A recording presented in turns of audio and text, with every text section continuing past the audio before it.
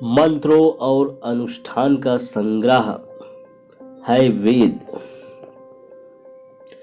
वेद को हिंदू धर्म का सबसे प्राचीन और पवित्र ग्रंथ माना जाता है। इसमें मंत्रों और अनुष्ठान का संग्रह मिलता है। हिंदू ऋषियों ने इस ज्ञान को इतना पवित्र माना कि लंबे समय तक इन्होंने इन्हें लिखित में नहीं दिया।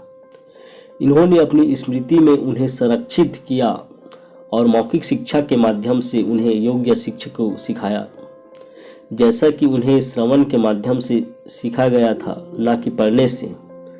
इस ज्ञान के सत्य को श्रुति के रूप में जाना जाने लगा, जिसका शाब्दिक अर्थ श्रवण है।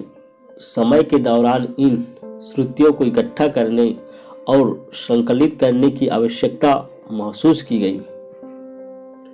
यह कार्य महर्षि कृष्ण द्वैपायन वेद व्यास ने किया था। वेदों के संकलन के अपने विशाल कार्य को मान्यता देते हुए इस संत का नाम दिया गया। वेद व्यास और उनका जन्मदिन गुरु पूर्णिमा के रूप में मनाया जाता है। वेदों को 4 भागों में बांटा गया है।